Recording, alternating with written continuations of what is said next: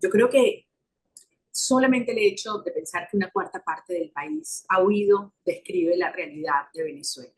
Cuando, imagínate lo que debe sentir una mamá para dejar a sus hijos atrás y lanzarse por un infierno como la selva del Darién, donde todos sabemos los horrores que ocurren. Entonces, eso te demuestra que en todos los planos, en el plano sin duda económico, en el plano de derechos humanos, en el plano institucional, pero sobre todo en el plano ese humano, ha sido una década de destrucción que ha continuado lo que comenzó Chávez, porque no se puede exculpar por el hecho de que no esté presente, que lo que ocurre es parte de un modelo que tiene consecuencias por mucho tiempo y por eso es tan peligroso. La oposición ha intentado distintos procesos de diálogo y usted siempre ha sido muy crítica con esos procesos de diálogo. ¿El tiempo terminó dándole la razón? Fíjate, yo he insistido en que yo no me opongo a un proceso de negociación frente a incluso una tiranía criminal y corrupta de lo que hay en Venezuela, siempre y cuando sea para su salida, no para su permanencia y reacomodo con algunos actores de la vida o de la política venezolana. Una negociación para la salida, por lo tanto, exige una serie de condiciones y definiciones en el diseño y en la simetría de las fuerzas. Hoy en día, una vez más, hay una profunda simetría en estas fuerzas y el régimen no tiene incentivo real de negociar nada y por lo tanto es absurdo lo que está ocurriendo de una oposición tremendamente, digamos, debilitada por sus propias contradicciones y errores, y también por errores que se han cometido a nivel de la comunidad internacional, que están entregándolo todo en una negociación donde realmente la dirección política y la representación de los venezolanos está ausente, porque la negociación que se está dando hoy es entre funcionarios del gobierno de los Estados Unidos y el régimen de Nicolás Maduro. Y yo pregunto, ¿quién defiende allí los intereses de los venezolanos? Recién habló de la oposición, del debilitamiento de la oposición y de los errores internos. ¿Qué errores hubo? ¿Por qué la oposición no logró en estos 10 años la salida del régimen? Bueno, realmente son 23 años. Claro. Son 23 años que tenemos luchando y hay que tratar de ser lo más justo posible y decir que hubo momentos muy positivos donde no solamente hubo coordinación, sino que hubo alineación en función de la salida del régimen y se avanzó muchísimo. Desgraciadamente, estos sistemas que tienen tanta plata y cero escrúpulos, que son en sí mismos una dinámica de mafias, consiguen mecanismos de infiltración en las instancias de toma de decisión. Y no te estoy hablando solo de la política, lo logran con el sector privado, con premios, con la academia, en los sindicatos, incluso hasta en las iglesias, ¿no? Entonces, es muy peligroso y hay que estar muy alerta porque el régimen logra cooptar figuras claves. Y cuando se está avanzando y la sociedad venezolana lo ha dado todo, pues hay ese nivel final que se quiebra, que se entrega o que se entiende con la tiranía.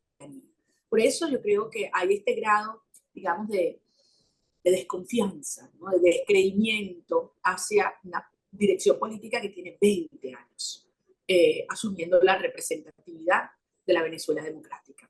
Y por eso yo he planteado que la única manera de volver a construir toda la energía, la fuerza interna y externa para aprovechar una oportunidad única que hay en el 2024, que hay una contienda electoral presidencial, es primero ir a un proceso de primarias donde la sociedad venezolana digamos a quién queremos, para qué queremos y con qué estrategia queremos. Y yo creo que esa es una forma en la cual puede haber la legitimidad para que la gente vuelva a confiar y vuelva a arriesgar todo lo que se requiere para que el 2024 ahora sí sea el inicio de la salida de esta tiranía y de la transición a la democracia y la reconstrucción de nuestro país. ¿Hay posibilidades que el proceso de primarias e incluso la elección del año que viene sean procesos libres? La respuesta con relación a las primarias es absolutamente sí, porque las primarias es un proceso interno, en la cual no hay justificación alguna para que se involucre la tiranía. De hecho, parte de la digamos, del debate de las fuerzas que se están enfrentando en este momento es el planteamiento mayoritario de la sociedad venezolana de que sea un proceso absolutamente abierto. Abierto en el sentido de que puedan votar todos los venezolanos, los que estamos aquí y la cuarta parte de los venezolanos que están afuera, en todas partes del mundo.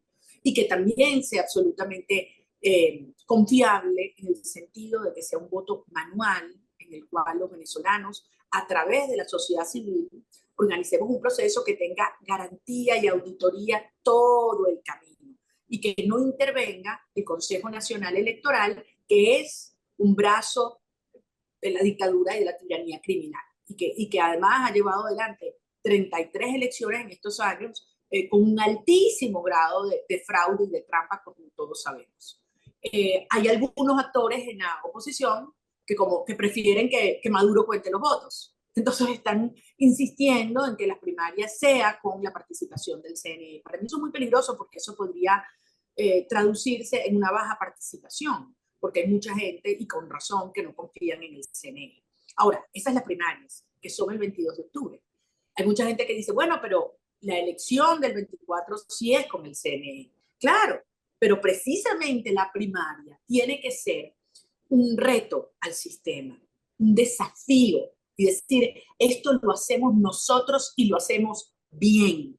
Y con la fuerza que hayamos construido, entonces enfrentar un sistema profundamente fraudulento, pero que ya habremos puesto un estándar muy alto. Y entonces nos permite presionar desde la primaria hasta la elección para hacer que las condiciones sean competitivas. ¿Hay compromiso de los sectores opositores para respetar lo que salga de esa primaria? Mira, yo creo que la fuerza está en la gente, ¿sabes? En la gente. Y aquel que se niegue a participar, o si hay algunos que intentan imponer el fulano consenso, la gente va a pasarle por arriba, porque el país se cansó, pero hasta la médula, no solamente de la crueldad de la tiranía, sino también no sé si llamarlo mediocridad, pero también las contradicciones injustificadas y la propia corrupción que ha mostrado un cierto sector de la dirección política opositora. ¿Usted está dispuesta a respaldar a quien salga de esa primaria, aun cuando no sea usted y sea un sector quizás más allegado al oficialismo? Mira, yo soy una persona de palabra y yo lo he planteado desde hace año y medio, cuando hablamos por primera vez de las primarias. Tiene que ser la gente la que decida. El país no va a aceptar que decida el propio régimen escogiendo su interlocutor, como ha ocurrido en el pasado, o que sean los grandes testaferros con toda la plata del mundo, o que sean 4 partidos políticos en sus cúpulas, o que sean actores internacionales. La gente dijo, ya, basta, no más. Quiero algo realmente distinto en lo que yo sí pueda confiar. Entonces yo creo que la primaria va a ser muy interesante porque va a ser elegir mucho más que un candidato a una elección presidencial que ni fecha tiene.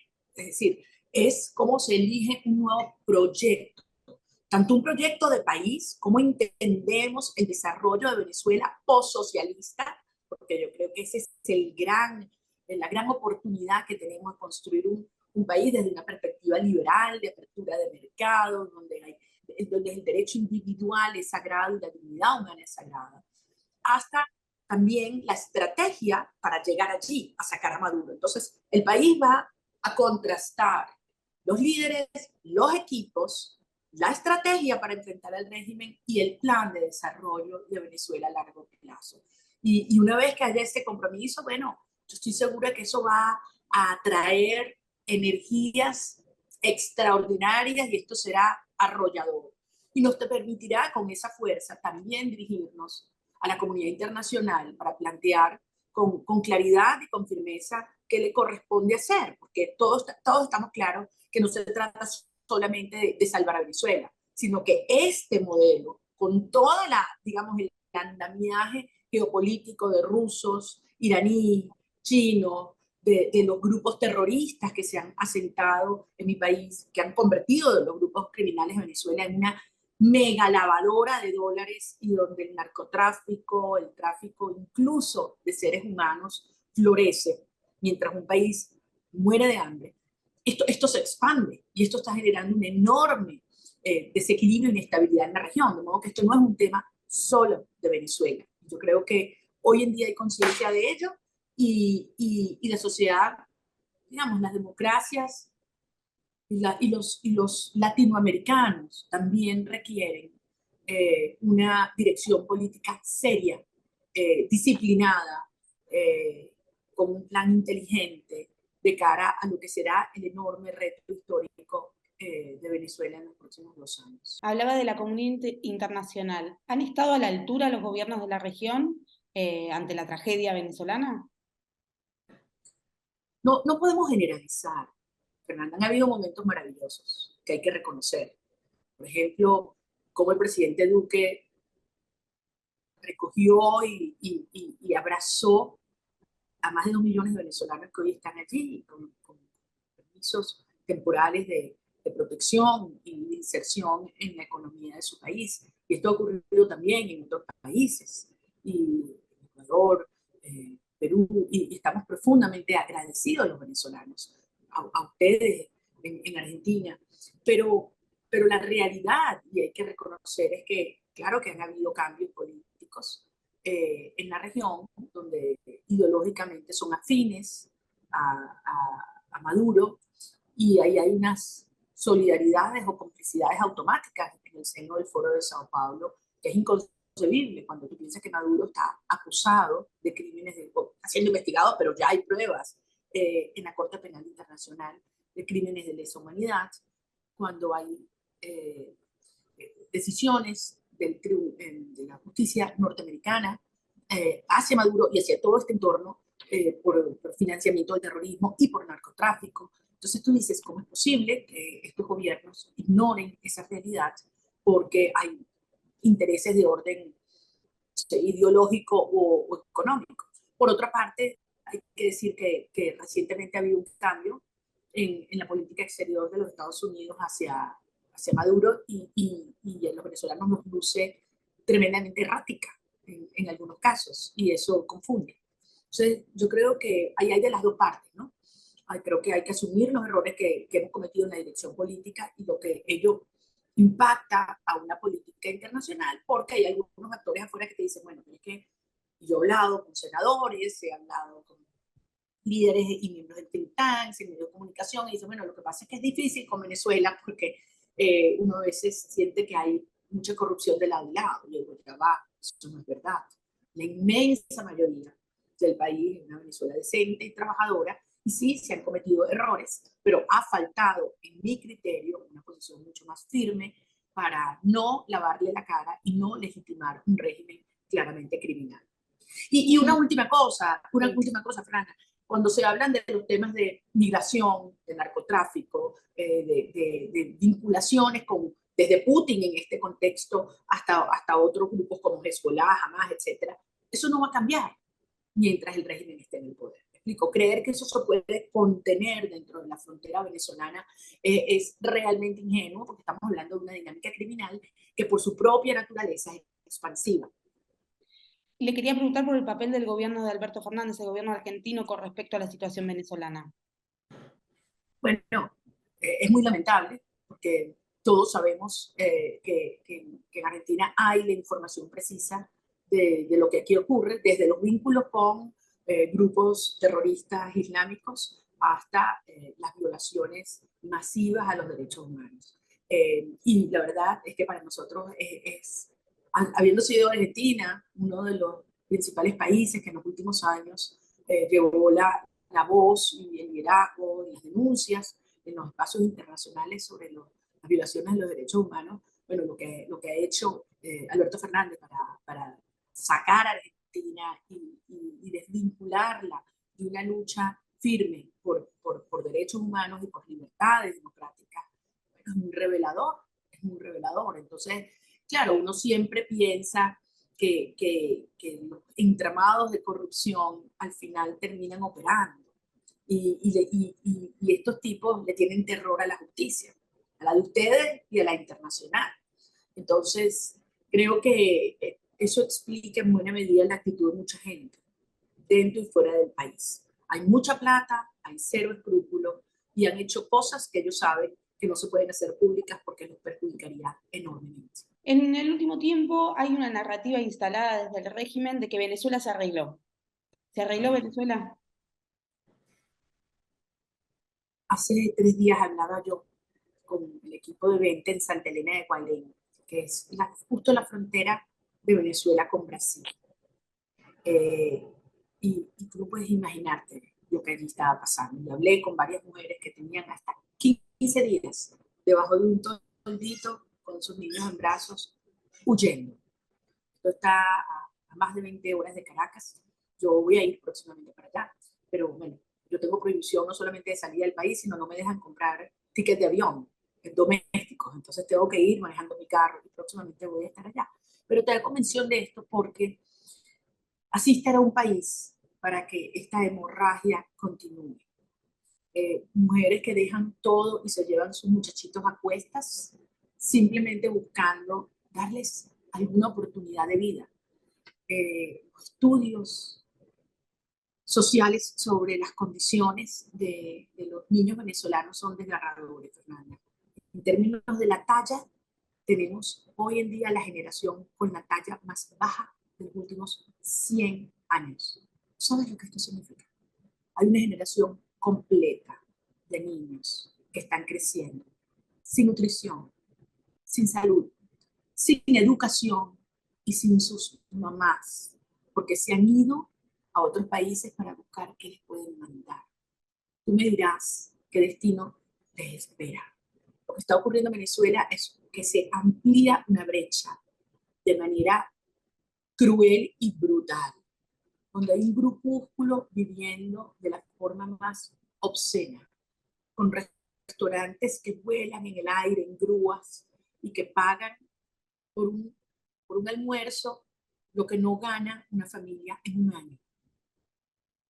Y por otra parte, tú tienes el 90% del país cada vez más excluido. Y eso es lo que quiere el socialismo chavista. Eso. Un país sometido en la miseria para que se convierta en esclavos y vivan mendigando de las migajas que este régimen da en bonos de hambre, en cajas de comida que llaman CLAP, que vienen incluso con comida contaminada, para que esto sea un bozal y la sociedad entregue a cambio de esto su vida. Esto simplemente es contrario a la naturaleza y al espíritu del venezolano. Y por eso lo que se está produciendo es un movimiento de enorme indignación, pero también donde hay una gran esperanza. Y por eso yo quiero transmitirles a ustedes, a todos, no importa lo que les vendan, cómo lo maquillen, cómo lo disfracen, con fiestas obscenas, con conciertos. Aquí hay un país decidido a luchar por su dignidad y por nuestra libertad. Y lo que se está conformando es realmente espectacular y emocionante. Hoy nosotros estamos recibiendo 20, cientos y cientos y miles de personas que se están acercando, incluso de otras organizaciones políticas, pero mucha gente que nunca antes estuvo vinculada a la política y diciendo, esta vez es distinto y esta es quizás la última oportunidad de nuestra generación y no la vamos a perder. Así que yo les pido que si bien el tema de Venezuela puede lucir a veces hasta reiterativo, la gente se cansa, la gente dice otra vez, la libertad no permite cansarse nunca, ni resignarse nunca.